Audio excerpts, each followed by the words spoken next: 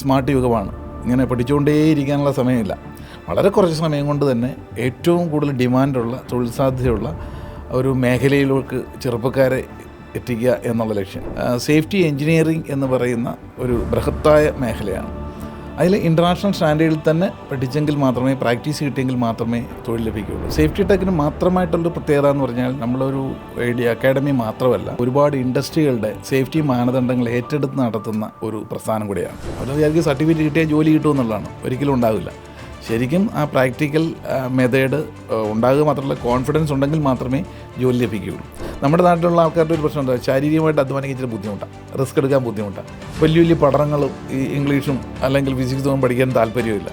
അങ്ങനൊരു mind set ഉണ്ട് പൊതുവെ സ്റ്റുഡൻസിന്. അപ്പോൾ ഈ ഒരു അനന്തമായ തൊഴിൽ സാധ്യതയെ സംബന്ധിച്ച് എങ്ങനെയെന്നുള്ളതിനെ പറ്റിയൊരു ആശയം കിട്ടിയപ്പോൾ എന്തുകൊണ്ട് നമുക്ക് ഇതിനെ നമ്മുടെ നാട്ടിലുള്ള ചെറുപ്പക്കാരായിട്ടുള്ള വിദ്യാർത്ഥികളിലേക്ക് ഇത് കൊടുത്തു കഴിഞ്ഞാൽ, അവർക്ക് ഈ മേഖലയിൽ നിന്ന് പരിചയപ്പെടുത്തി കഴിഞ്ഞാൽ, അവരുടെ ആ വിഷൻ തെളിച്ചു കഴിഞ്ഞാൽ നല്ല തരത്തിലെത്താൻ സാധിക്കും. ഇൻ ഫ്യൂച്ചറിൽ അതിന് ഡിമാൻഡ് ഉണ്ടാകുമെന്നുള്ള ആ ഒരു വിശ്വാസം പലരും തള്ളി ഇട്ടിരിക്കുന്നവരായിരിക്കും. അത്രയും നാൾ നീയൊക്കെ ഇങ്ങനെ പഠിച്ചു പോയിട്ട് കുറേ പൈസയും കളഞ്ഞ് വീട്ടിന് ഉപദ്രവം നാടിന് ഉപദ്രവം ഇവനെ ശപിച്ചിട്ടിരിക്കുകയായിരിക്കും. അങ്ങനെയുള്ളവരെ രണ്ട് കൈയിൽ നിന്നിട്ട് നമ്മളിങ്ങനെ സ്വീകരിക്കും. അവൻ്റെ ഉള്ളിലുള്ള സാധ്യതകളെ കാട്ടിക്കൊടുത്തുകൊണ്ട് അപ്പോൾ അവന് തന്നെ പ്രതീക്ഷയുണ്ടാവും, ഒരു സീറ്റ് റിവെഞ്ച് പോലെ.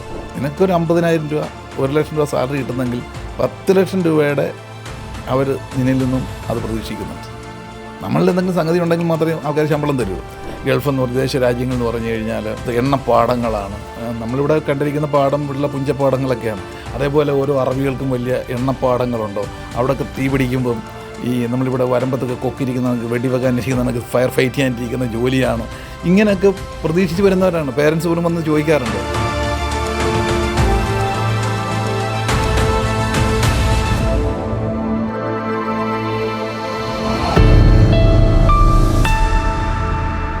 ഇന്ന് നമ്മുടെ കൂടെയുള്ളത് സേഫ്റ്റി എഡ്യൂക്കേഷൻ രംഗത്തെ കുലപതി, founder and director of safety tech management, doctor V Jayaprakash ആണ്. Welcome sir. നമസ്കാരം. 35 വർഷമായിട്ട് ഈ ഒരു മേഖലയിൽ കൊച്ചി ആസ്പദമാക്കിയിട്ട് പ്രവർത്തിച്ചുകൊണ്ടിരിക്കുകയാണ്. ഇപ്പോൾ ഇൻഡസ്ട്രിയൽ എഞ്ചിനീയറിംഗ് അതിൽ PhD സാർ കരസ്ഥമാക്കി. എങ്ങനെയാണ് ഈ ഒരു സ്ഥാപനത്തിലേക്കുള്ള ഒരു തുടക്കം? ആക്ച്വലി എക്സാക്റ്റായിട്ട് പറഞ്ഞാൽ ഞാൻ ഒരു 1989 മുതൽ ഈ ഒരു രംഗത്ത്, അന്നത്തെ ഒരു കാലഘട്ടത്തിൽ ഇത്രത്തോളം സേഫ്റ്റി എഞ്ചിനീയറിങ്ങിനോ അല്ലെങ്കിൽ ഈ ഒരു മേഖലയ്ക്ക് എത്രത്തോളം പ്രസക്തി ഉണ്ടായിരുന്നില്ല, പ്രത്യേകിച്ച് നമ്മുടെ നാട്ടിൽ. പക്ഷേ വിദേശ രാജ്യങ്ങളിലൊക്കെ അങ്ങേറ്റം നല്ല തൊഴിൽ സാധ്യതയാണ്. സേഫ്റ്റി ഫസ്റ്റ് ദെൻ വർക്ക്, അതാണ് അവിടുത്തെ പോളിസി. അപ്പം ഈ വരും കാലഘട്ടത്തിലെ സാധ്യതകൾ മനസ്സിലാക്കി ആദ്യം തൊട്ട് ഫയർ ആൻഡ് സേഫ്റ്റി മേഖലയിലായിരുന്നു എൻ്റെ തുടക്കം. അതായത് പല ഇൻഡസ്ട്രികൾക്കും വേണ്ടിയിട്ടുള്ള സുരക്ഷാ മാനദണ്ഡങ്ങൾ ഏർപ്പെടുത്തുക, ഫയർ ഫൈറ്റിംഗ് എക്യുപ്മെൻറ്റ്സിന് സെയിൽസ്, ട്രെയിനിങ് പ്രോഗ്രാംസ്. അതിലൂടെ ഇങ്ങനെ കടന്നു വന്നപ്പോഴാണ് ഇതിൻ്റെ അനന്ത സാധ്യതകൾ നമ്മുടെ നാട്ടിലും ഉണ്ട് എന്ന് മനസ്സിലാകുന്നത്. അതിൻ്റെ ഭാഗമായിട്ട് ഇതിനെ ഒരു അക്കാഡമിക് തലത്തിലേക്ക് ഉയർത്തുക എന്ന ലക്ഷ്യത്തോടു കൂടിയാണ് സേഫ്റ്റി ടെക് മാനേജ്മെൻറ്റ് എന്ന ഒരു ഓർഗനൈസേഷൻ രൂപം കൊടുക്കുന്നത്. ഇന്നിപ്പം തിരിഞ്ഞു നോക്കുമ്പോൾ പതിനായിരക്കണക്കിന് വിദ്യാർത്ഥികൾ ഇവിടെ പഠിക്കാൻ വന്ന് നല്ല ഹാൻസം സാലറിയോടെ അവരുടെ എക്സ്പീരിയൻസാണ് പിന്നീട് അവർ വലിയ തലങ്ങളിലെത്തിക്കുക. അങ്ങനെ കൊടുത്ത് സജ്ജരാക്കുവാൻ നമുക്ക് സാധിച്ചിട്ടുണ്ട്. ഗ്രാജുവലായിട്ട് ഡെവലപ്പ് ചെയ്ത് വന്നിട്ടുള്ളൊരു പ്രോഗ്രാമാണ്. ഇന്നിപ്പോൾ ലോകരാജ്യങ്ങളിലെല്ലാം തന്നെ നമ്മളിവിടെ കഴിഞ്ഞു പോയിട്ടുള്ളവരുടെ ഒരു പ്രസൻസ് ഉണ്ട്. പല ഇൻഡസ്ട്രികൾക്ക് വേണ്ടിയിട്ടുള്ള സുരക്ഷ മാനേജ് ചെയ്യുന്ന സേഫ്റ്റി ഓഫീസേഴ്സിന് കോമൺ ആയിട്ട് പറയാൻ പറ്റും. പണ്ട് കാലത്ത് ഫയർ ആൻഡ് സേഫ്റ്റി എന്നാണ് ഇതിനെ അറിയപ്പെട്ടിരുന്നത്, തീകെടുത്തലും. അങ്ങനെ പറഞ്ഞാൽ ഒരുപക്ഷെ നമ്മുടെ നാട്ടിലുള്ള ആൾക്കാർക്ക് ഈ ഒരു മേഖലയെ പറ്റി അറിയുള്ളൂ. പക്ഷേ അതിനപ്പുറത്തേക്ക് ഫയർ ആൻഡ് സിറ്റുവേഷൻ എന്നൊക്കെ പറയുന്ന ഒരു ആക്സിഡൻറ്റ് മാത്രമാണ്.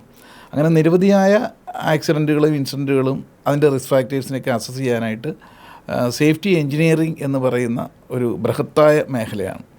അതിൽ ഇൻ്റർനാഷണൽ സ്റ്റാൻഡേർഡിൽ തന്നെ പഠിച്ചെങ്കിൽ മാത്രമേ, പ്രാക്ടീസ് കിട്ടിയെങ്കിൽ മാത്രമേ തൊഴിൽ ലഭിക്കുകയുള്ളൂ. കാരണം നമ്മുടെ നാട്ടിൽ അത്രത്തോളം അതിൻ്റെ പ്രസക്തി ഇല്ല. പിന്നെ ഉള്ളത് എബ്രോഡിലാണ്, വിദേശ രാജ്യങ്ങൾ, പ്രത്യേകിച്ച് മിഡിൽ ഈസ്റ്റ് പോലുള്ള കൺട്രീസിലാണ്. അപ്പോൾ അതിന് ഉതകുന്ന രീതിയിലുള്ള ഒരു സിലബസിലൂടെ കേവലം ഒരു മാസം കൊണ്ടൊരു ക്രാഷ് കോഴ്സിലൂടെ, അതിന് മുമ്പ് വരെ വർഷങ്ങൾക്ക് മുമ്പ് ഫയർ ആൻഡ് സേഫ്റ്റിയുടെ കോഴ്സ് 1 ഇയർ ആയിട്ട്, 1 വർഷമായിട്ട് 2 വർഷമായിട്ട് നടത്തിയിരുന്നൊരു കാലഘട്ടം ഉണ്ടായിരുന്നു. പിന്നെ ഇപ്പം നമുക്കറിയാം സ്മാർട്ട് യുഗമാണ്. ഇങ്ങനെ പഠിച്ചുകൊണ്ടേയിരിക്കാനുള്ള സമയമില്ല. വളരെ കുറച്ച് സമയം കൊണ്ട് തന്നെ ഏറ്റവും കൂടുതൽ ഡിമാൻഡുള്ള, തൊഴിൽ സാധ്യതയുള്ള ഒരു മേഖലയിലേക്ക് ചെറുപ്പക്കാരെ എത്തിക്കുക എന്നുള്ള ലക്ഷ്യം. ഇപ്പം തന്നെ പണ്ടത്തെ പോലെ 2-3 വർഷമൊന്നും പഠിച്ചുകൊണ്ടിരിക്കാനുള്ള ക്ഷമ പുതിയ തലമുറയ്ക്കില്ല. അപ്പോൾ വളരെ കുറച്ച് സമയം കൊണ്ട് തന്നെ അതിൻ്റെ ഡെപ്തിലുള്ള കാര്യങ്ങൾ, ആ ക്രിസ്പായിട്ടുള്ള കാര്യങ്ങൾ പഠിപ്പിച്ച് പ്രാക്ടീസ് കൊടുത്ത് എളുപ്പത്തിൽ തന്നെ ജോലിയിട്ട് എത്തിക്കുക എന്ന ലക്ഷ്യത്തോടു കൂടിയാണ് അന്ന് തൊട്ടുള്ള ജേർണി ഇന്ന് വരെ അനസ്യൂതമായിട്ട് ഓരോ വർഷം കഴിയുന്തോറും നല്ല നല്ല ഗ്രോത്തിലേക്കും റിസൾട്ടിലേക്കുമാണ് വന്നുകൊണ്ടേയിരിക്കുന്നത്. അപ്പോൾ തുടക്കം വളരെ ഗ്രാജുവലായിട്ടായിരുന്നു. അത് ഫയർ സേഫ്റ്റി മേഖലയിൽ തുടങ്ങി, ഇപ്പോഴും അത് കൺസിസ്റ്റൻ്റായിട്ട് തുടരുന്നുണ്ട്. ഏറ്റവും കൂടുതൽ സേഫ്റ്റി എഞ്ചിനീയറിങ്ങിന് പ്രാതിനിധ്യം കൊടുത്തുകൊണ്ടുള്ള ഒരു വിഷയമാണിപ്പം കൂടുതൽ നമ്മൾ ഡീൽ ചെയ്തു പോരുന്നത്. ഇപ്പോൾ ഒരുപാട് സ്ഥാപനങ്ങൾ നമുക്ക് അവൈലബിൾ ആയിട്ടുണ്ട് കുട്ടികൾക്ക് പഠിക്കാൻ. എന്തുകൊണ്ടാണ് സേഫ്റ്റി ടെക്കിൽ വന്ന് പഠിക്കണം എന്ന് പറയാനുള്ളൊരു റീസൺ? നമുക്കറിയാമല്ലോ, ഇന്നിപ്പോൾ എഡ്യൂക്കേഷൻ എന്ന് പറയുന്നത് ഏതൊരു രംഗത്തും പൊട്ടിമുളച്ച് നമുക്ക് ഒരുപാട് വരാം തീർച്ചയായിട്ടും. അപ്പം സേഫ്റ്റി ടെക്കിന് മാത്രമായിട്ടുള്ളൊരു പ്രത്യേകത എന്ന് പറഞ്ഞാൽ നമ്മളൊരു അക്കാഡമി മാത്രമല്ല, നേരത്തെ ഞാൻ സൂചിപ്പിച്ചതുപോലെ ഒരുപാട് ഇൻഡസ്ട്രികളുടെ സേഫ്റ്റി മാനദണ്ഡങ്ങൾ ഏറ്റെടുത്ത് നടത്തുന്ന ഒരു പ്രസ്ഥാനം കൂടിയാണ്. എൻ്റെ റൂട്ടെന്ന് പറഞ്ഞാൽ അതാണ്. അതായത് ഇൻഡസ്ട്രിയൽ സേഫ്റ്റിയായിട്ട് ബന്ധപ്പെട്ട ഫയർ ഫൈറ്റിംഗ് എക്യുപ്മെൻറ്റ്സിൻ്റെ ഇൻസ്റ്റലേഷന്, അതിൻ്റെ sales, service, training programmes, risk assessment, safety audit, അങ്ങനെ കേരളത്തിൽ ഏകദേശം 10,000-2000 പരം കമ്പനികളുടെ സേഫ്റ്റിയുടെ വർക്ക് കോൺട്രാക്റ്റ് ഏറ്റെടുത്ത് നടത്തിക്കൊണ്ടിരിക്കുന്ന സ്ഥാപനമാണ്. അങ്ങനെ ഈ രംഗത്ത് പ്രാക്ടിക്കലായിട്ട് പല ഇൻഡസ്ട്രികൾക്കും സേഫ്റ്റി പ്രൊമോട്ട് ചെയ്യുന്ന സ്ഥാപനം നടത്തുന്ന ഒരു ട്രെയിനിങ് ഇൻസ്റ്റിറ്റ്യൂഷൻ ഇല്ല എന്നുള്ളതാണ്. അതൊരു വ്യത്യാസം വരുന്നത് ഇവിടെ. അപ്പം ഇത്രയും നാളത്തെ ഇൻഡസ്ട്രിയൽ സേഫ്റ്റി റിലേഷൻ, ആ പ്രാക്ടിക്കൽ എക്സ്പീരിയൻസ് നമുക്ക് വലിയൊരു മുതൽക്കൂട്ടാണ്. അതുകൊണ്ട് തന്നെ നമുക്ക് ഇത് കഴിയുന്നവർക്ക് ഇവിടെ എക്സ്പീരിയൻസ് കൊടുക്കാൻ, എക്സ്പീരിയൻസ് സർട്ടിഫിക്കറ്റ് കൊടുക്കാനായിട്ട് സാധിക്കും. പലപ്പോഴും ഒരു ക്രാഷ് കോഴ്സ് കൊണ്ടോ അല്ലെങ്കിൽ ഒരു ഡിപ്ലോമ കഴിഞ്ഞ് കഴിഞ്ഞാൽ എക്സ്പീരിയൻസ് വളരെ പ്രധാനപ്പെട്ടതാണ്. അത് കൊടുക്കാൻ സാധിക്കണമെങ്കിൽ അത്തരത്തിലുള്ള ഒരു പ്രവർത്തനം കാഴ്ചവെക്കുന്ന സ്ഥാപനത്തിൽ നിന്ന് മാത്രമേ പറ്റുള്ളൂ. അപ്പോൾ നമ്മൾ ചെറുതും വലുതുമായിട്ടുള്ള ഇവിടെ തന്നെയുള്ള ഇൻഡസ്ട്രികൾക്ക്, ഗവൺമെൻറ് ഡിപ്പാർട്ട്മെൻറ്റുകൾക്ക്, പ്രൈവറ്റ് കമ്പനികൾക്കൊക്കെ വേണ്ടിയിട്ട് സേഫ്റ്റിയായിട്ട് ബന്ധപ്പെട്ട പ്രൊജക്റ്റുകൾ ഏറ്റെടുത്ത് നടത്തുകയും അതനുസരിച്ചുള്ള ട്രെയിനിങ് പ്രോഗ്രാംസുകളും റിസ്ക് അസസ്മെൻറ്റ്, ഓഡിറ്റ്, ഇതൊക്കെ നിലവിലിവിടെ ചെയ്തുകൊണ്ടിരിക്കുകയാണ്.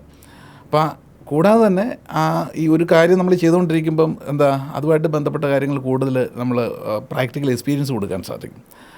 അതുതന്നെയാണ് ഒരു ഡിഫറൻസ് എന്ന് പറയുന്നത്. പിന്നെ പലപ്പോഴും ഈ നമ്മുടെ ഇവിടെ കോഴ്സ് കഴിഞ്ഞ് പോയിട്ടുള്ള ഒരുപാട് ആൾക്കാർ, ഞാൻ പറഞ്ഞില്ലേ, വിദേശ രാജ്യങ്ങളിലും മറ്റുള്ളിടത്തും വർക്ക് ചെയ്ത് അതിനുശേഷം ഇവിടെ വന്ന് അവർ തന്നെ സ്ഥാപനങ്ങൾ തുടങ്ങുന്നവരുണ്ട്.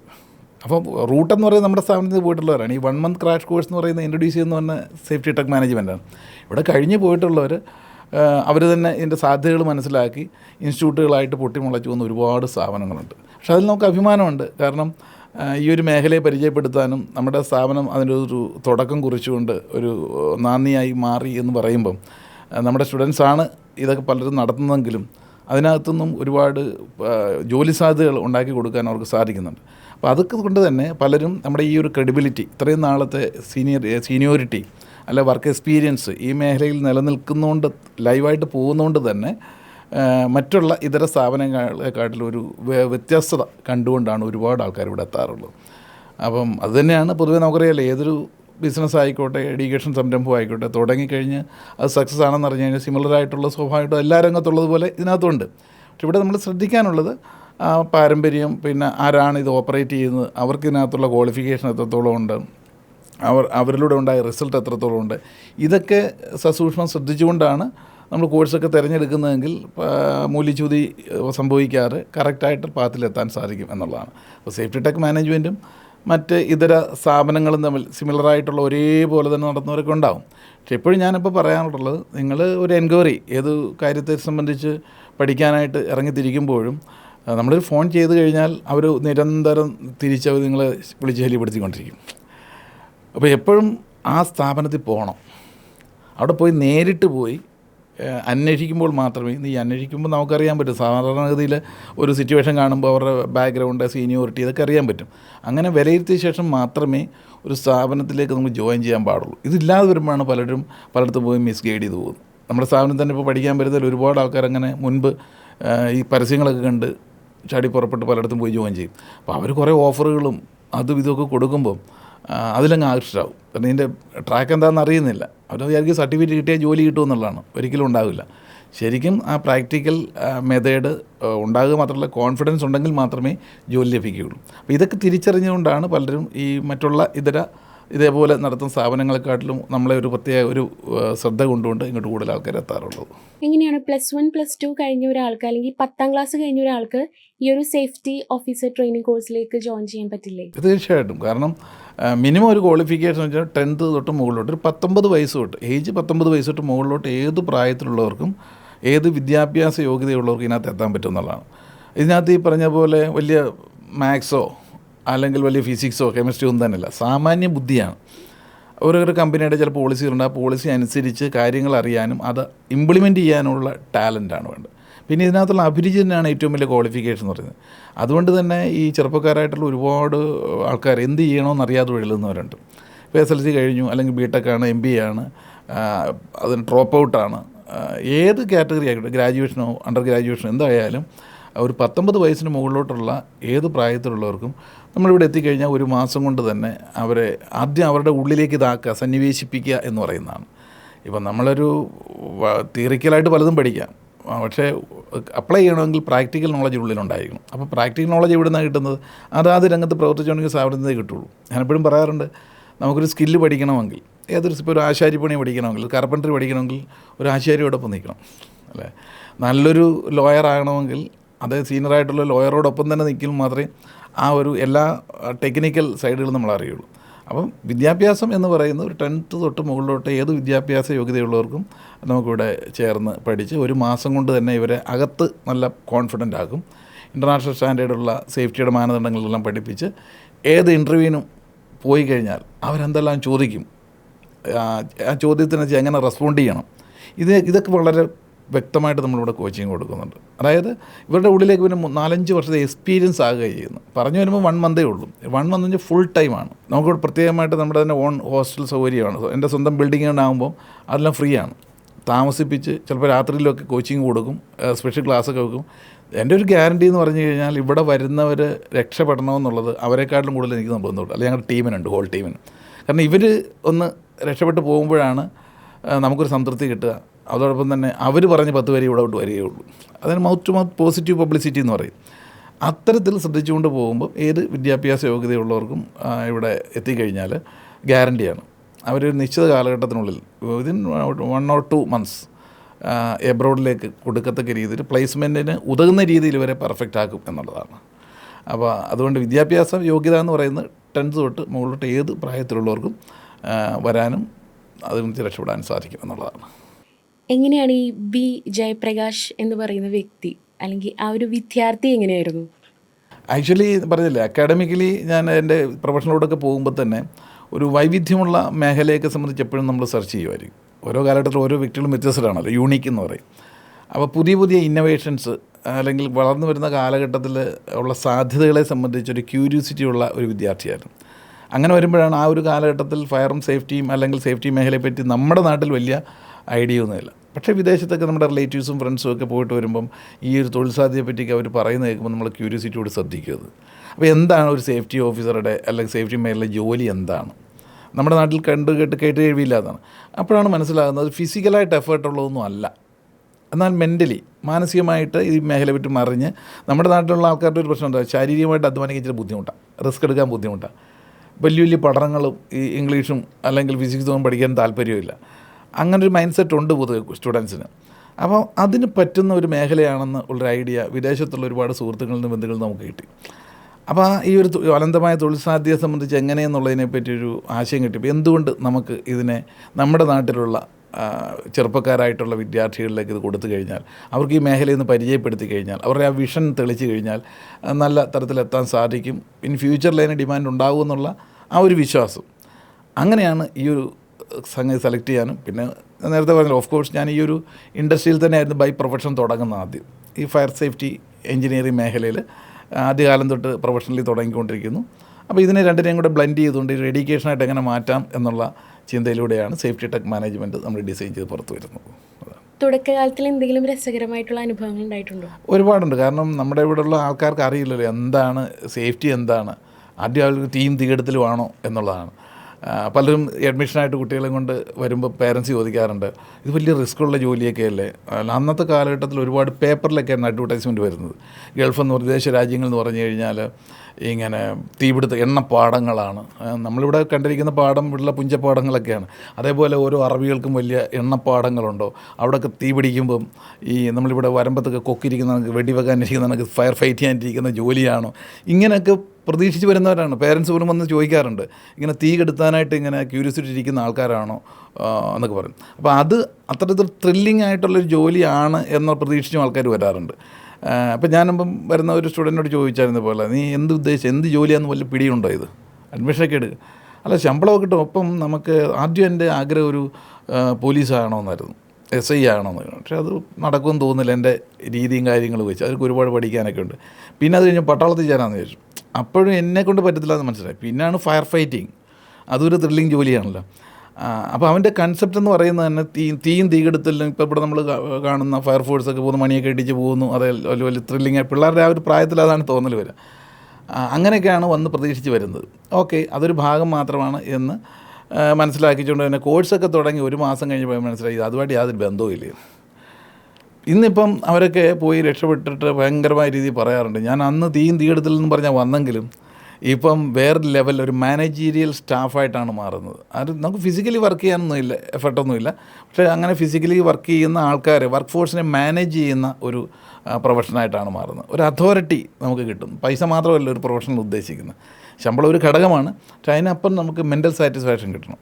അപ്പം അതിന് പല ഘടകങ്ങൾ, പല ക്രൈറ്റീരിയകളുണ്ട്. അത് മണി വേണം, പവർ വേണം, അല്ല ഫ്രീഡം വേണം. ഇതൊക്കെയാണ് ഒരു പ്രൊഫഷനിൽ നിന്ന് നമ്മളെ സക്സസ് ആക്കുന്നത്. ഇതെല്ലാം കൂടി ഒരുമിച്ച് കിട്ടുന്ന ഒരു പ്രൊഫഷനാണ് ഈ സേഫ്റ്റി മേഖല എന്ന് പറയുന്നത്. അപ്പം ഇങ്ങനെ ഒരുപാട് അബദ്ധത്തിലൂടെ വിഷയം എന്താണെന്ന് അറിയാൻ പാടില്ലാതെ വന്ന് പിന്നീട് ഇതിൻ്റെ സാധ്യതകൾ മനസ്സിലാക്കി അത്ഭുതകരമായി രക്ഷപ്പെട്ട ഒരുപാട് ആൾക്കാരുണ്ട്. അതൊക്കെ ഇപ്പോൾ ഓർക്കുമ്പോൾ പലർക്കും തമാശയാണ്. എന്താണെന്നറിയാൻ മേലാതെ വന്നു, കഥയറിയാതെ വന്നു, പിന്നെ അവരുടെ ആ ഉള്ളിലുള്ള ക്വാളിറ്റിയെ തിരിച്ചറിഞ്ഞ് വേറൊരു മേഖലയിലോട്ട് എത്തപ്പെട്ട അത്ഭുതകരമായ ഒരുപാട് അനുഭവങ്ങൾ ഇങ്ങനെ പല വിദ്യാർത്ഥികളിലും സംഭവിക്കാറുണ്ട്. ഈ സേഫ്റ്റി ഓഫീസർ ട്രെയിനിങ് കോഴ്സിൻ്റെ സിലബസ്, അതിൻ്റെ ഡീറ്റെയിൽസ് ഒന്ന് പറയാമോ? ഓക്കെ, ഏതൊരു വിഷയത്തിനാണെന്നൊരു സിലബസ് ഉണ്ടായിരിക്കുമല്ലോ, ക്രൈറ്റീരിയ ഉണ്ടായിരിക്കും.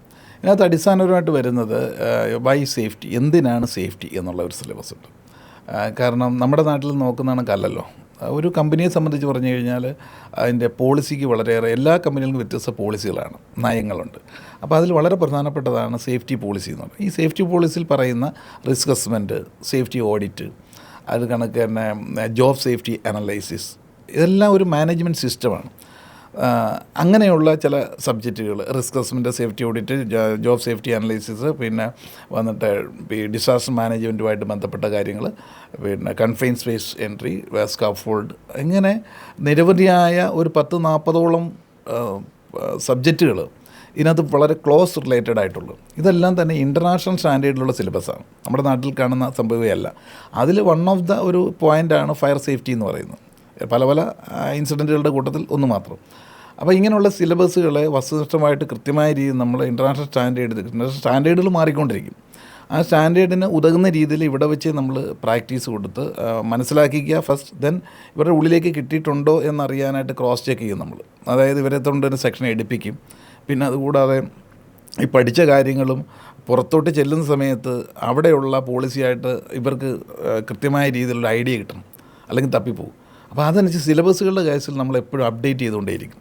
എബ്രോഡിലുള്ള വിദേശ സ്റ്റാൻഡേർഡിൽ മാറിക്കൊണ്ടിരിക്കും സേഫ്റ്റിയുടെ സ്റ്റാൻഡേർഡ്. പലപ്പോഴും ചില 8-10 വർഷങ്ങൾക്ക് മുമ്പ് കോഴ്സ് കഴിഞ്ഞിട്ടുള്ളവരുണ്ടാവും, പക്ഷേ ഇപ്പോഴത്തെ സിലബസ് മാറിയിട്ടുണ്ടാവും. ഇതുകൊണ്ട് അപ്ഡേഷൻ തന്നെ പലരും ആൾക്കാരും വരാറുണ്ട്. അല്ലെങ്കിൽ ഇപ്പോഴുള്ള ഇൻ്റർവ്യൂവിനെ ഒന്നും നമുക്ക് ഫേസ് ചെയ്യാൻ പറ്റില്ല. അപ്പം സേഫ്റ്റിക്ക് എപ്പോഴും ഇമ്പോർട്ടൻസ് കൂടി വരുമ്പം സിലബസുകളും അതനുസരിച്ച് മാറിക്കൊണ്ടേയിരിക്കും, സ്റ്റാൻഡേർഡുകൾ മാറിക്കൊണ്ടേയിരിക്കും. അതൊക്കെ ലൈം നിൽക്കുന്ന ഒരു പ്രൊഫഷണൽ സ്ഥാപനത്തിന് മാത്രമേ അറിയാൻ സാധിക്കുകയുള്ളൂ.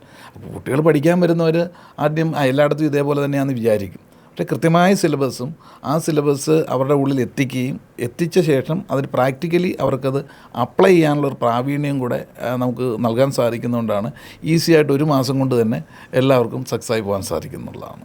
എങ്ങനെയാണ് നമ്മൾ സ്റ്റുഡൻസിലേക്ക് എത്തിച്ചേരുന്നത്? സാധാരണഗതി നമ്മുടെ ബാച്ച് ഇന്ന് വരെ അങ്ങനെ എല്ലാ മാസമാണെന്ന് പറഞ്ഞില്ലേ, ഒറ്റ മാസം പോലും നമുക്ക് ബ്രേക്ക് സ്റ്റോപ്പ് ആക്കേണ്ടി വന്നിട്ടില്ല. ഈവൻ കോവിഡിൻ്റെ സമയത്ത് പോലും എനിക്കൊന്ന് 1-2 മാസം മാത്രമേ പീക്ക് സ്റ്റേജിൽ മാത്രമേ ഓഫ്ലൈൻ ഓഫാക്കിയിട്ടുള്ളൂ. അപ്പോഴും ഓൺലൈനിൽ നടക്കുന്നുണ്ടായിരുന്നു. ഇപ്പോഴും ഓഫ്ലൈനിൽ മെയിനായിട്ടുണ്ടെങ്കിൽ ഓൺലൈനിൽ ചില വിദേശത്തൊക്കെയുള്ള സ്റ്റുഡൻസിനൊക്കെ ആണെന്നുണ്ടെങ്കിൽ ഉദ്യോഗാർത്ഥികൾ അവിടെ ചെന്ന ശേഷം അതിൻ്റെ സാധ്യത അറിയുന്നത്. അപ്പോൾ ഓൺലൈനിലും നമ്മൾ ഈ സെക്ഷൻ കൊടുക്കാറുണ്ട്. അപ്പം വിദ്യാർത്ഥികൾ കൂടുതലും വരുന്നത് നേരത്തെ പറഞ്ഞു മൗത്ത് ടു മൗത്ത് പബ്ലിസിറ്റി എന്നുള്ളത്. ഇവിടെ ഒരു 40-50 സ്റ്റുഡൻസ് ഒരു മാസം ഉണ്ടെങ്കിൽ ഇവർ ഇവിടുന്ന് പഠിച്ചിറങ്ങുമ്പോൾ തന്നെ അവരുടെ ഉള്ളിൽ നല്ലൊരു സെൽഫ് കോൺഫിഡൻസ് ആയി ഏത് ഇൻ്റർവ്യൂവിന് പോയെന്ന് പറഞ്ഞാൽ എനിക്ക് സെലക്ഷൻ ആകാൻ പറ്റും. നമ്മളൊരു ലാഡറാണ് ഇട്ട് കൊടുക്കുന്നത്. ഇവരെ അതിന് പര്യാപ്തമാക്കിയ ശേഷം ഒരു ഇൻ്റർവ്യൂവിനൊക്കെ പോയി കഴിഞ്ഞാൽ സെലക്ഷൻ കിട്ടിക്കഴിഞ്ഞാൽ ഇവരങ്ങ് പോകും. പോയി കഴിഞ്ഞാൽ അവരുടെ കമ്പനിയിൽ തന്നെ നിരവധി വേക്കൻസികളൊക്കെ പിന്നീട് വരാം. അവരപ്പോൾ സീനിയർ ആയിക്കൊണ്ടിരിക്കുകയാണ്. അപ്പോൾ സ്വാഭാവികമായിട്ട് അവരെന്ത് ചെയ്യും, ആ നാട്ടിലുള്ള അവരുടെ റിലേറ്റീവ്സിനെയോ ഫ്രണ്ട്സിനെയൊക്കെ അപ്പം തന്നെ കേടിയും, സാറേ ഇത് ഇങ്ങനെ ഒരു നമ്മുടെ ഇൻസ്റ്റിറ്റ്യൂട്ട് വിളിച്ചു പറയാം, എൻ്റെ ഒരു ബ്രദറാണ് അങ്ങോട്ട് വിടുന്നുണ്ട്, ഇവിടെ 4 വേക്കൻസി വന്നിട്ടുണ്ട്, അതുകൊണ്ട് പെട്ടെന്ന് കയറ്റി വിടാൻ വേണ്ടിയിട്ടാണ് എന്ന് പറഞ്ഞുകൊണ്ട് വിടാറുണ്ട്. ചുരുക്കം പറഞ്ഞു കഴിഞ്ഞാൽ ഇവിടെ നമ്മൾ വലിയ അഡ്വർടൈസ്മെൻറ്റ് ഒന്നും തന്നെയില്ല. പണ്ട് കാലത്ത് എന്ന് പറഞ്ഞാൽ നമുക്കറിയാമല്ലോ, വലിയ വലിയ ഹോർഡിങ്സുകളും അല്ലെങ്കിൽ ന്യൂസ് പേപ്പർ അഡ്വർടൈസ്മെൻറ്റ്. ഇപ്പോൾ പിന്നെ സോഷ്യൽ മീഡിയയിലാണ് ഒരുപാട് കാര്യങ്ങൾ, അതിലോട്ടാണ് ആൾക്കാർ ശ്രദ്ധിക്കുന്നത്. നമുക്ക് അങ്ങനെയുള്ള പബ്ലിസിറ്റിക്കൊക്കെ ഉപരി ഓരോ വ്യക്തികളും നേരിട്ട് ഇവിടെ കഴിഞ്ഞ് പോയിട്ടുള്ളവർ അവരുടെ അനുഭവത്തിൽ നിന്നും അവർക്ക് കിട്ടിയ റിസൾട്ടിൽ നിന്നും അവരാണ് മറ്റുള്ള ആൾക്കാരെ ഇങ്ങോട്ട് റെഫർ ചെയ്യുന്നത്. അത് എപ്പോഴും സ്ഥായിയായിട്ടുള്ളതും സോളിഡായിട്ടുള്ളതുമാണ്. അപ്പോൾ അങ്ങനെ സ്റ്റുഡൻസ് എല്ലാ മാസവും ഇവിടെ നമുക്ക് ഫുള്ളാണ്, ബാച്ചല്ല. ആ ഫുള്ളായി പോകാനുള്ള കാരണം തന്നെ ഇപ്പോൾ ഈ ഒരു മാസം കഴിഞ്ഞുകൊണ്ടിരിക്കുമ്പോൾ തന്നെ അടുത്ത ബാച്ചിലേക്കുള്ളത് നമ്മുടെ സീനിയർ പ്രീവിയസ് സ്റ്റേജിലുള്ളവരെല്ലാം തന്നെ റെഫർ ചെയ്ത് വെച്ചിട്ടുണ്ടാവും. അവർ അഡ്വാൻസ് ആയിട്ട് ചോദിച്ചിരിക്കുകയാണ്. അങ്ങനെ നമ്മൾ ലിമിറ്റഡ് ആയിട്ടുള്ള കൃത്യമായിട്ടൊരു സ്ലോട്ട് മാത്രമേ എടുക്കാറുള്ളൂ. ഇവരെ പ്രാക്ടീസ് കൊടുത്തു വിട്ടിട്ട് അടുത്ത ആളെ വിടാറുള്ളൂ. അപ്പോൾ അത്തരത്തിൽ എപ്പോഴും നമ്മളിലേക്ക് എത്തിച്ചേരുന്നവരെല്ലാം മെയിനായിട്ട് മൗത്ത് ടു മൗത്ത് പബ്ലിസിറ്റിയിലൂടെയാണ് ഇങ്ങോട്ട് എത്താറുള്ളത്. എങ്ങനെയാണ് ഒരു ആവറേജ് ആയിട്ടുള്ള ഒരു സ്റ്റുഡൻസിന് പോലും പഠിച്ച് വിജയിക്കാൻ പറ്റുന്ന ഒരു കോഴ്സാണോ? തീർച്ചയായിട്ടും. നമ്മൾ സാധാരണ ആവറേജ് സ്റ്റുഡൻസ് പറയുമ്പോഴത്തേക്ക് അധികം അക്കാഡമിക്കലി സക്സസ് ആകാത്ത, ഇപ്പോൾ 10ാം ക്ലാസ് +2 ഒക്കെ ആയിരിക്കും ഉദ്ദേശിക്കുന്നത്. ഏത് വ്യക്തികൾക്കും ഇതിനകത്തൊരു അഭിരുചി ഉണ്ടവർക്ക് താല്പര്യം തന്നെയാണ് ഇതിനകത്ത് ഏറ്റവും വലിയ ക്വാളിഫിക്കേഷൻ എന്ന് നേരത്തെ പറഞ്ഞത്. അങ്ങനെയുള്ള സാധാരണ സ്റ്റുഡൻസാണെന്ന് പറഞ്ഞാൽ തന്നെ ഈസി ആയിട്ട് സിലബസ് മനസ്സിലാകത്തക്ക രീതിയിലാണ് നമ്മളിവിടെ കോച്ചിങ് കൊടുക്കുന്നത്. അതിനായിട്ട് ഈ സ്റ്റാൻഡേർഡ് മാറുന്നതനുസരിച്ച് ഈ റിസ്ക് അസസ്മെൻറ്റ് അല്ലെങ്കിൽ ഓരോ സ്ഥലത്തെ ഓരോ പ്രദേശത്തെ കമ്പനിക്കുള്ളിൽ ഉണ്ടാകാറുണ്ട്. ഇപ്പം ഇത് കഴിഞ്ഞ് കഴിഞ്ഞാൽ കിട്ടുന്ന ജോലി എന്ന് പറഞ്ഞാൽ എയർപോർട്ട്, ഷിപ്പ് യാർഡ്, അല്ലെങ്കിൽ അതനുസരിച്ച് ഇൻഡസ്ട്രികൾ, കൺസ്ട്രക്ഷൻ കമ്പനികൾ, ഓയിൽ ഇൻഡസ്ട്രി, ഇങ്ങനെ പല സ്ഥലങ്ങളിലാണ്. ഓരോ കമ്പനികൾക്കും വ്യത്യസ്തമായ പോളിസിയുണ്ട്. ആ പോളിസിയിൽ പറഞ്ഞിരിക്കുന്ന കാര്യങ്ങളാണ് നമ്മളിവിടെ കൃത്യമായി കോച്ചിങ് കൊടുക്കുന്നത്. അതിവിടെ നമ്മൾ മലയാളത്തിൽ തന്നെ എക്സ്പ്ലെയിൻ ചെയ്ത് കൊടുക്കും. പ്ലസ് ലാംഗ്വേജിന് പ്രിഫറൻസ് കൊടുത്തുകൊണ്ട് ഇവരെ ഇംഗ്ലീഷും ഹിന്ദിയുടെയും കൂടെ സെക്ഷൻസ് കൊടുക്കും. കാരണം 1-1.5 മാസം കൊണ്ട് തന്നെ ഇവരെ കാര്യങ്ങൾ ഉള്ളിലുണ്ടെന്ന് പറഞ്ഞാൽ തന്നെ അത് ഡെലിവറി നടത്തണമെങ്കിൽ ഒരു ലാംഗ്വേജിൻ്റെ ഒരു സപ്പോർട്ട് വേണമല്ലോ. അപ്പോൾ അതിനുവേണ്ടി സ്പെഷ്യൽ കോച്ചിങ് കൊടുക്കും. അങ്ങനെ കൊടുത്തുകൊണ്ട് ഇപ്പോൾ ചിലരെ സംബന്ധിച്ച് സ്റ്റുഡൻസിനെ സംബന്ധിച്ച് പറഞ്ഞാൽ അവർക്ക് ഭയമുള്ള കുട്ടികളുണ്ടാവും ഒരു ഇൻ്റർവ്യൂവിനെ ഫേസ് ചെയ്യാനോ. ഈ ഭയം വരുന്നത് എന്തുകൊണ്ടാണ്? ഒരു വിഷയത്തെപ്പറ്റി അറിയാത്തതുകൊണ്ടാണ്. ഏതൊരു വിഷയത്തെ സംബന്ധിച്ച് നമ്മൾ അറിഞ്ഞു കഴിഞ്ഞാൽ ധൈര്യമായി. അപ്പോൾ ആദ്യം ആ വിഷയം നല്ലോണം കൊടുത്തു കഴിഞ്ഞാൽ തന്നെ പിന്നെ അവരുടെ ജനറ്റിക്കായിട്ടുള്ള പല ബിഹേവിയറിൻ്റെ ചില പ്രശ്നങ്ങളൊക്കെ ഉണ്ടാകും. അതിന് വേണ്ടിയിട്ട് സൈക്കോളജിയുടെ സെക്ഷൻ സപ്പോർട്ട് കൊടുക്കുന്നുണ്ട്. ഞാനൊരു സൈക്കോളജിസ്റ്റും കൂടെയാണ്. അപ്പോൾ എൻ്റെ ഫോൾ ടീമും അത് കണക്ക് തന്നെ സൈക്കോളജി ബേസ് ഉള്ളവരാണ്. അപ്പോൾ ഇവരുടെ മാനസികമായ രീതിയിലുള്ള ഒരു പക്വമാക്കുക എന്ന് പറഞ്ഞ പരിപാടി കൊണ്ട് വന്നു കഴിഞ്ഞാൽ ചുരുക്കം പറഞ്ഞാൽ സ്ഫുടം ചെയ്തെടുക്കും. ഇവർ പലപ്പോഴും ചില ദുശീലങ്ങളിലൊക്കെ പെട്ടിട്ടുള്ള സ്റ്റുഡൻസ് ഉണ്ടാകും. ഇപ്പോൾ നമുക്കറിയാം ബാംഗ്ലൂർ, മദ്രാസ്, എവിടെയൊക്കെ പോയിട്ട് വലിയ ബിടെക്കിനൊക്കെ പോയി ജോയിൻ ചെയ്തുള്ളതായിരിക്കും. പക്ഷേ അവർക്ക് അവരുടെ സ്വഭാവം പല കാരണങ്ങളാൽ പോയിട്ട് ഡ്രോപ്പ് ഔട്ടൊക്കെ ചെയ്തു വരും. അപ്പം പിന്നെ നിരാശരായി ഈ മൊബൈലിലൊക്കെ കുരുങ്ങി മദ്യവും മയക്കുമരുന്നും ഒക്കെ ആയിട്ട് ഇങ്ങനെ കറങ്ങി നടക്കുന്ന പിള്ളേർ. അപ്പം ഇവർ പേരൻസിന് വലിയ തലവേദന ഇവരെ കൊണ്ട് പറഞ്ഞാലും കേൾക്കില്ല, ഇവൻ്റെ ഭാവിയെ പറ്റി ഒരു ഉത്കണ്ഠയില്ല. ഇങ്ങനെയുള്ള ഒരുപാട് സ്റ്റുഡൻസിനെ കൊണ്ട് നമ്മുടെ സെൻറ്ററിൽ വരും. ചുരുക്കം പറഞ്ഞാൽ ഒരു ദുർഗുണ പരിഹാര പാഠശാല എന്നുള്ള രീതിയിൽ തന്നെ നമ്മുടെ കയ്യിൽ എത്തിക്കഴിഞ്ഞാൽ നമ്മൾ ഇവരെ എന്ത് ചെയ്യും, സൈക്കോളജിക്കലി ഒന്ന് ട്രാൻസ്ഫോം ചെയ്തെടുക്കും. അവന് ജീവിത ലക്ഷ്യമുണ്ടെന്ന്, നിൻ്റെ ഉള്ളിലൊരു കഴിവുണ്ടെന്ന്. എല്ലാ വ്യക്തികളുടെ ഉള്ളിൽ ചില പ്രത്യേക കഴിവുണ്ട്, ആ സ്കില്ലുണ്ട്.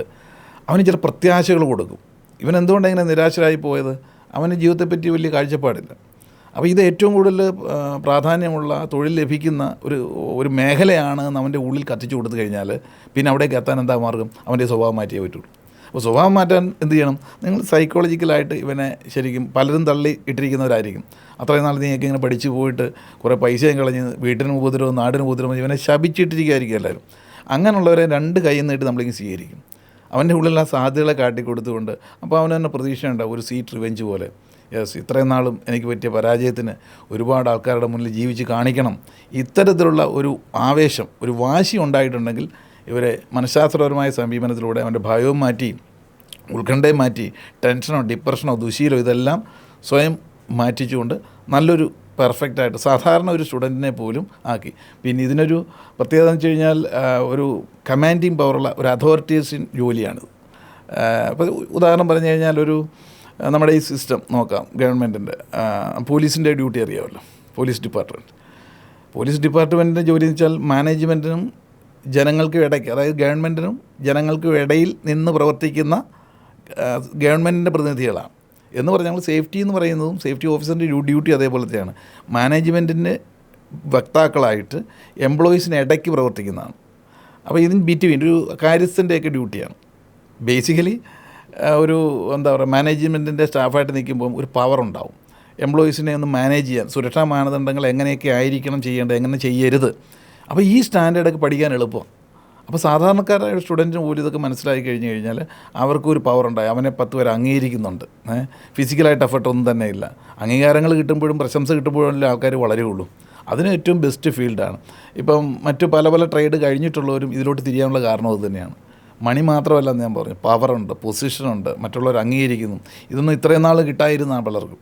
ഇനി മറ്റേത് പ്രൊഫഷണലും നമ്മൾ പഠിച്ചിട്ടുണ്ടെങ്കിൽ, അത് ഏവിയേഷൻ കോഴ്സ് ആയിക്കോട്ടെ, ഹോട്ടൽ മാനേജ്മെൻറ്റ് ആയിക്കോട്ടെ, ബിടെക് ആയിക്കോട്ടെ, അതിലൊക്കെ എത്തപ്പെട്ടാൽ തന്നെ അവിടെ ഇതെല്ലാം കൂടെ കിട്ടില്ല. ഒരുപക്ഷെ സാലറി കിട്ടുമായിരിക്കും. ആരും നമുക്ക് 10 പൈസ വെറുതെ തരില്ല. നിനക്കൊരു 50,000 രൂപ 1 ലക്ഷം രൂപ സാലറി കിട്ടുന്നെങ്കിൽ 10 ലക്ഷം രൂപയുടെ അവർ നിന്നിൽ നിന്നും അത് പ്രതീക്ഷിക്കുന്നുണ്ട്. നമ്മളിൽ എന്തെങ്കിലും സംഗതി ഉണ്ടെങ്കിൽ മാത്രമേ ആൾക്കാർ ശമ്പളം തരുള്ളൂ. അതിന് ഉതകുന്ന രീതിയിൽ, എന്നാലോ വലിയ എഫർട്ടൊന്നുമില്ല, അത്തരത്തിലുള്ള ഒരു സ്റ്റാൻഡേർഡിലേക്ക് സാധാരണക്കാർക്ക് പോലും എത്താൻ പറ്റും എന്നുള്ളതാണ്. അതുകൊണ്ടാണ് മറ്റു പല ട്രേഡിലുള്ളവർ ഇതിലേക്ക് സ്വിച്ച് ചെയ്യുന്നത്, ഇതിലേക്ക് മാറുകയാണ്. കാരണം എല്ലാ വിധത്തിലുള്ള പവർ കിട്ടുന്നുണ്ട്, അത് കണക്കാണ് മണി കിട്ടുന്നുണ്ട്. അതുകൊണ്ട് ഈ ഒരു മേഖല ഇന്നത്തെ ഒരു കാലഘട്ടത്തിൽ ഏതൊരു ചെറുപ്പക്കാർക്കും ചൂസ് ചെയ്യാൻ പറ്റുന്ന ഒരു ബെസ്റ്റ് ഫീൽഡാണെന്ന് ഞാൻ പറയുള്ളൂ. ഈ ഒരു സന്ദർഭത്തിൽ സാർ ഏതെങ്കിലും ഒരു വിദ്യാർത്ഥിയെ ഓർക്കുന്നുണ്ടോ, ഇവനിനി നന്നാവില്ല എന്ന് വിചാരിച്ചിട്ട് മോൾഡ് ചെയ്ത് ഒരു മിടുക്കനാക്കി എടുത്ത? അയ്യോ, ഒന്നല്ല, ഒരുപാട് ആയിരക്കണക്കിന് വേണം പറയാം. കാരണം വെച്ചാൽ ഇവിടെയൊക്കെ നമ്മളെ കൊണ്ട് ചേർക്കുമ്പോൾ ഓരോരുത്തരുടെയും പേരെടുത്ത് പറയാൻ ഒരുപാടുണ്ട്. പിന്നെ അതിനൊക്കെ ഒരു സ്മരണ എന്താണെന്ന് വെച്ചാൽ, ഇവരൊക്കെ പോയി രക്ഷപ്പെട്ട് കഴിയുമ്പോൾ തിരിച്ചുകൂടെ വരും. ലീവിനൊക്കെ വരുമ്പോൾ നമ്മുടെ ഇൻസ്റ്റിറ്റ്യൂട്ടോട്ട് ഓടി വരുന്നു. ആദ്യം എനിക്കറിയാം, എയർപോർട്ടിൽ നിന്ന് തന്നെ നേരിട്ട് വരുന്ന എത്രയോ സ്റ്റുഡൻസ് ഉണ്ടെന്നറിയാം. കാരണം അവരിവിടെ വന്ന ക്ലാസ്സിൽ കയറിയ അപ്പോൾ ഓൺഗോയിങ് ബാച്ചിലുള്ള സ്റ്റുഡൻസിൻ്റെ അടുത്ത് അവരുടെ അനുഭവങ്ങൾ പറഞ്ഞിട്ടേ വീട്ടിലോട്ട് പോലും പലരും പോകാറുള്ളൂ. അതെന്താ, അവർക്ക് ഇന്ന് വരെ ഇങ്ങനൊരു കാഴ്ചപ്പാടേ ഉണ്ടായിരുന്നൊരു ജീവിതത്തെപ്പറ്റി പറയുന്നില്ലായിരുന്നു. പല പേരൻസ് നേരത്തെ പറഞ്ഞ പോലെ ഇവൻ്റെ ഒരു സ്വഭാവം ഒന്ന് മാറ്റാൻ വേണ്ടി കൊണ്ടുവന്നിട്ടുള്ളവരുണ്ട്.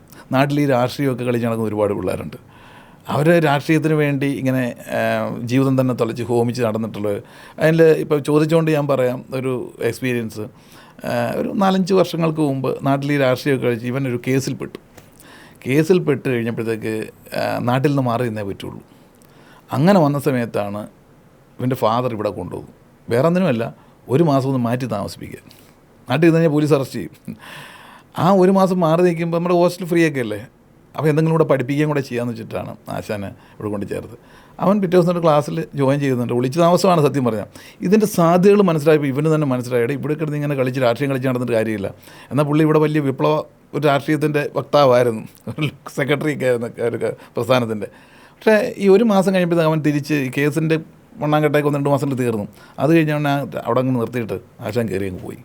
ഇന്നിപ്പോൾ നല്ല മിടുമിടുക്കനായിട്ട് എന്നാൽ ആ വീട്ടുകാരും നാട്ടുകാരും എല്ലാം ഇവനെ എങ്ങനെ ഈ മാറ്റമെന്ന് ആർക്കും പറയാൻ പറ്റുന്നില്ല. അതാണ്, ഓരോരുത്തർക്കും ചില സമയമുണ്ട്. ആ സമയമാകുമ്പോൾ കറക്റ്റ് പാതയിലിട്ട് എത്തപ്പെടുന്നു എന്നുള്ളതാണ്.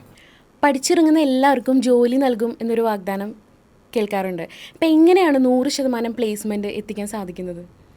ആക്ച്വലി പ്ലേസ്മെൻ്റ് എന്ന് പറയുമ്പോൾ തന്നെ നമ്മൾ ആദ്യം തെറ്റിദ്ധരിക്കപ്പെടുന്നത് ആ സ്ഥാപനത്തിൽ പോയി ജോയിൻ ചെയ്താൽ മതി, അതങ്ങ് ജോലിയിലാക്കിത്തരും. പലപ്പോഴും ഈ കോളൊക്കെ വരുമ്പോൾ തന്നെ എൻക്വയറിയിൽ ചോദിക്കാറുണ്ട്, നിങ്ങൾ ജോലിയിലാക്കി തരുമെന്ന് ചോദിക്കാറുണ്ട്. അങ്ങനെയാണ് പലരും പറയാറുള്ളത്. ആക്ച്വലി നമ്മൾ പ്ലേസ്മെൻറ്റ് എന്ന് ഉദ്ദേശിക്കുന്നത് ആ പ്ലേസ് ആകുന്നതിന് ആവശ്യമായ രീതിയിലുള്ള ഇവരെ കപ്പാസിറ്റി വളർത്തുക എന്നുള്ളതാണ്, ആ ക്വാളിറ്റി ഉണ്ടാക്കിയെടുക്കുന്നത്. ശരിയായ ഒരു ക്വാളിറ്റി ഉണ്ടെങ്കിൽ സ്വാഭാവികമായിട്ടും അവർ പ്ലേസ്ഡ് ആകും എന്നുള്ളതാണ്. നമ്മൾ വലിയ എഫേർട്ട് അവിടെ കൊടുക്കേണ്ട. നമ്മളൊരു പ്ലേസ്മെൻറ്റ് ഏജൻസി അല്ലല്ലോ. എന്നാൽ ഒരുപാട് പ്ലേസ്മെൻറ്റ് ഏജൻസികൾ നമ്മളെ അപ്രോച്ച് ചെയ്യും. അവർ അപ്രോച്ച് ചെയ്യാൻ കാരണം വെച്ച് കഴിഞ്ഞാൽ ഇവിടെ നിന്ന് പുറത്തിറങ്ങുന്ന കുട്ടികളുടെ ഒരു ക്വാളിറ്റി, അവർ ഇൻ്റർവ്യൂവിന് വേണ്ടി അവരെ റെഫർ ചെയ്ത് ഉറപ്പായും കിട്ടുമെന്നറിയാം. അങ്ങനെ ഒരുപാട് പ്ലേസ്മെൻറ്റ് ഏജൻസികൾ നമ്മളെ അപ്രോച്ച് ചെയ്യും. കൂടാതെ മറ്റൊന്ന്, നമ്മുടെ ഇവിടെ ഞാൻ പറഞ്ഞല്ലോ, കഴിഞ്ഞ് പോകുന്ന സ്റ്റുഡൻസ് തന്നെയാണ് വരും ബാച്ചിലേക്കുള്ള ആൾക്കാരെ റെഫർ ചെയ്ത് വരാറുള്ളത്. അപ്പോൾ പ്ലേസ്മെൻറ്റ് നമ്മളിവിടെ കൊടുക്കുന്ന ഗ്യാരണ്ടി എന്ന് പറയുന്നത് 100% ഗ്യാരണ്ടി എന്ന് പറഞ്ഞു കഴിഞ്ഞാൽ, നമ്മുടെ നാട്ടിൽ തന്നെ ഒരുപാട് ഇപ്പോൾ ഇന്ത്യയിൽ തന്നെ മദ്രാസിലായിക്കോട്ടെ, ബാംഗ്ലൂർ, ബോംബെ, ഇവിടെയൊക്കെ പല പല കമ്പനികളിലും ഇനീഷ്യലി ആൾക്കാരെ ആവശ്യമുണ്ട്. അവിടെ പക്ഷേ വലിയ സാലറി ഒന്നും കിട്ടണമെന്നില്ല. ഒരു 25,000-35,000 രൂപ സാലറിയിലൊക്കെ ആയിരിക്കും ആദ്യം കിട്ടുക. ഞാൻ എപ്പോഴും ഇവിടെ പറയാറുള്ള, നിങ്ങൾ മറ്റുള്ള ഒന്നും നോക്കണ്ട, അതിനോട് ഒരുപാട് വേക്കൻസി വരുന്നുണ്ട്. കമ്പനി തന്നെ നേരിട്ട് നമ്മുടെ ഇവിടെ വിളിച്ച് പറയാറുണ്ട്. അപ്പോൾ ആദ്യം ഒരു ലാഡർ എന്നുള്ള നിലയ്ക്ക്, ഒരു ചവിട്ടുപടി എന്നുള്ള നിലയ്ക്ക് നമ്മുടെ നാട്ടിൽ അങ്ങനെയുള്ള സ്ഥാപനങ്ങളിലേക്കാണ് ഇവരെ റെഫർ ചെയ്യുന്നത്. അവരവിടെ പൊക്കോളും. അപ്പം ഒരു വർക്കിംഗ് എൻവയോൺമെൻറ്റൊക്കെ അവർക്ക് ഒന്നുകൂടെ പരിചയപ്പെടാൻ സാധിക്കും. അങ്ങനെ ഇരിക്കുന്ന വേളയിലായിരിക്കും എബ്രോഡിലാണ് ഏറ്റവും കൂടുതൽ തൊഴിൽ സാധ്യതകൾ. ഒരു ഇൻ്റർവ്യൂവിനുള്ള ചാൻസൊക്കെ വന്നു കഴിഞ്ഞാൽ ഈസി ആയിട്ട് അവിടെ കിട്ടുകയും ചെയ്യും. അപ്പോൾ പ്ലേസ്മെൻറ്റ് ഗ്യാരണ്ടി കൊടുക്കാൻ കാരണം നമ്മുടെ ഇത്രയും നാളത്തെ ഒരു വാസ്റ്റായിട്ടുള്ള എക്സ്പീരിയൻസ് ഈ രംഗത്ത് 10-35 വർഷമായിട്ടുള്ളതുണ്ടല്ലോ, അതിൻ്റെ ഒരു ട്രാക്ക് ഉള്ളത് കാരണം ഒരുപാട് കമ്പനിക്കാരായാലും ഇവിടെ കഴിഞ്ഞു പോയിട്ടുള്ള സ്റ്റുഡൻസ് ആണെന്ന് പറഞ്ഞാലും ഈ മേഖലയെ സംബന്ധിച്ചുള്ള ഇൻഫർമേഷൻസ് നമുക്ക് തന്നുകൊണ്ടിരിക്കുന്നുണ്ട്. അപ്പോൾ ഓരോ ബാച്ച് കഴിയുന്ന സ്റ്റുഡൻസിനെ സംബന്ധിച്ച് എങ്ങോട്ടൊക്കെ ഡൈവേർട്ട് ചെയ്യാൻ പറ്റുന്ന, പൊസിഷനാക്കാൻ പറ്റുന്ന എല്ലാ ഇതും ഓൾറെഡി ഉണ്ട് നമ്മുടെ. അപ്പോൾ അതൊന്ന് ഗൈഡ് ചെയ്ത് കൊടുത്താൽ മതി. പിന്നെ അവർ തന്നെയാണ് ഇപ്പോൾ ടെലിഫോണിക് ഇൻ്റർവ്യൂ ആണ് ഏറ്റവും കൂടുതൽ വരുന്നത്. ഇപ്പം പണ്ടത്തെ പോലല്ല. പണ്ട് നമ്മൾ ഓഫ്ലൈൻ പോയി ഇൻ്റർവ്യൂ അറ്റൻഡ് ചെയ്യണം, ബോംബെയിൽ പോയി താമസിച്ച് ഇൻ്റർവ്യൂ അറ്റൻഡ് ചെയ്യേണ്ട രീതിയൊക്കെ ആയിരുന്നു. നമ്മളിവിടെ വേക്കൻസി ഒന്നും കാണാൻ അറിയാനുള്ള സാധ്യതയൊന്നും ഉണ്ടായിരുന്നില്ല. ഇപ്പം നമ്മുടെ സ്ഥാപനത്തിലേക്ക് തന്നെ ഒരുപാട് എൻക്വയറി വരുന്നുണ്ട്. കൂടാതെ കഴിഞ്ഞു പോകുന്ന സ്റ്റുഡൻസ് പറഞ്ഞു വരാറുണ്ട്. ഓരോ ബാച്ച് കഴിയും തോറും അവരെ ഓരോരോ ഇൻ്റർവ്യൂവിന് വേണ്ടി നമുക്ക് റെഫർ ചെയ്യാൻ സാധിക്കും. ആ റെഫറൽ പോയിട്ടുണ്ടെങ്കിൽ എന്താണെന്ന് പറഞ്ഞാലും അവർ സക്സസ് ആയിരിക്കും. ആ ഒരു രൂപത്തിലാണ് ഞാനും ഇൻ്റർവ്യൂ ബോർഡിൽ ഇരിക്കുന്ന ആളാണ്. പല പല വലിയ ഫോറിൻ കമ്പനികളുടെ പ്രൊമോട്ടേഴ്സൊക്കെ ഇവിടെ വരുമ്പം സേഫ്റ്റിയുടെ മേഖലയിലേക്ക് ഇൻ്റർവ്യൂ എടുക്കേണ്ടി വരികയാണെന്ന് ഘട്ടത്തിൽ. അപ്പോൾ പല പല ട്രേഡിലേക്കും ഇൻ്റർവ്യൂവിനായിട്ടായിരിക്കും അവർ വരിക. പക്ഷേ സേഫ്റ്റിയിലെ ടെക്നിക്കൽ നോളജിൽ ആരെങ്കിലും നമ്മുടെ നാട്ടിൽ നിന്ന് സെലക്ട് ചെയ്തിട്ട് അവരെ ആയിരിക്കും അവിടെ ഇരുത്തുക. അങ്ങനെ ഒരു കാലഘട്ടത്തിൽ ഞാൻ ഒരുപാട്, ഇപ്പം ചില വലിയ വലിയ കമ്പനിയുടെയൊക്കെ ഞാൻ പോകും. അപ്പോൾ ഇവർ പലരും ഉദ്യോഗാർത്ഥികളും സർട്ടിഫിക്കറ്റ് കൊണ്ടാണ് വരുന്നത്. സർട്ടിഫിക്കറ്റ് കാണിച്ചാൽ ജോലി തരുന്നത് അതങ്ങോട്ട് മാറ്റി വെക്കും. അവൻ്റെ നോളജ്, പ്രാക്ടിക്കൽ നോളജ് എത്ര ഉണ്ടെന്ന് നമ്മൾ നോക്കുക. അതിനകത്ത് ഏകദേശം ഓക്കെ ആണെന്നുണ്ടെങ്കിൽ പിന്നെ ഷോയർ സെക്കൻഡ് രണ്ടാമതാണ് സർട്ടിഫിക്കറ്റ്. അപ്പോൾ അത്തരത്തിൽ നമ്മൾ പ്ലേസ്മെൻറ്റിന് ഒരു വാസ്റ്റായിട്ടൊരു ട്രാക്ക് ഇവിടെ കിടപ്പുണ്ട്. അതുകൊണ്ട് എല്ലാ കോഴ്സ് കഴിയുന്നവർക്കും, എല്ലാ ബാച്ച് കഴിയുന്നവർക്കും ഇമ്മീഡിയറ്റ് ആയിട്ട് തന്നെ നമുക്ക് പ്ലേസ് ആക്കാൻ സാധിക്കുന്നുണ്ട് എന്നുള്ളതാണ്. അതുതന്നെയാണ് ഇവിടെ ഇത്രത്തോളം തിരക്ക് വരാനും കാര്യം. ഈ കോഴ്സ് കൂടാതെ മറ്റെന്തെങ്കിലും ആഡ് ഓൺ കോഴ്സുകൾ നമ്മൾ ഉൾപ്പെടുത്തിയിട്ടുണ്ടോ? തീർച്ചയായിട്ടും സേഫ്റ്റി മേഖലയിലേക്ക് നമ്മളിവിടെ ഒരു ബേസ് കോഴ്സാണല്ലോ, ഒരു ഫൗണ്ടേഷൻ കോഴ്സാണ് കൊടുക്കുന്നത്. അതുകൂടാതെ തന്നെ എബ്രോഡിലേക്കൊക്കെ പോകുമ്പോൾ നമ്മൾ ആ സ്റ്റാൻഡേർഡ് തന്നെ ഇൻ്റർനാഷണൽ സ്റ്റാൻഡേർഡാണ് പഠിപ്പിക്കുന്നതെങ്കിൽ തന്നെ national examination board of safety and health ഇതുണ്ട്, നെബോഷ് എന്ന് പറയുന്ന കോഴ്സുണ്ട്. നെബോഷ് ഒരു മാൻഡേറ്ററി ആണ്. നമ്മൾ ഈ നെബോഷിലേക്ക് വേണ്ടിയിട്ടുള്ള സിലബസ് കൃത്യമായിട്ട് ഈ കുട്ടികൾക്ക് കൊടുക്കുന്നുണ്ട് ഇവിടെ. അത് നെബോഷ് സ്റ്റാൻഡേർഡിലാണ് പ്രിപ്പയർ ചെയ്യുന്നത്. അതുകൊണ്ട് തന്നെ ഇവിടുത്തെ ഈ കോച്ചിങ് കഴിഞ്ഞ് കഴിഞ്ഞാൽ ഇവർക്ക് നെബോഷൊക്കെ പോയി എഴുതി കഴിഞ്ഞാൽ ഈസി ആയിട്ട് കിട്ടും എന്നുള്ളതാണ്. സാധാരണ അതിന് ഭീമമായ ഫീസൊക്കെയാണ്. ഒരുപാട് സ്റ്റുഡൻസ് നെബോഷിൻ്റെയൊക്കെ കോഴ്സിന് പോയി അതും ഈ പറഞ്ഞക്ക് 10-12 ദിവസത്തെ ക്ലാസ്സും അതിന് ശേഷമുള്ള എക്സാമിനേഷനും ഒക്കെയാണ്. അതങ്ങനെ തിയറിയും പ്രാക്ടിക്കലും പെട്ടെന്ന് കിട്ടില്ല. സേഫ്റ്റിയുടെ നല്ല ഇൻഡെപ്ത് നോളജ് ഉണ്ടെങ്കിൽ മാത്രമേ മാനേജ്മെൻറ്റ് സൈഡും പ്രാക്ടിക്കൽ സൈഡും ടെക്നിക്കൽ സൈഡും നല്ലതുപോലെ അറിയാമെങ്കിൽ മാത്രമേ നെബോഷ് കിട്ടുകയുള്ളൂ. അതിന് വേറെ പരിപാടി മാൽ പ്രാക്ടീസ് ഒന്നും നടക്കില്ല.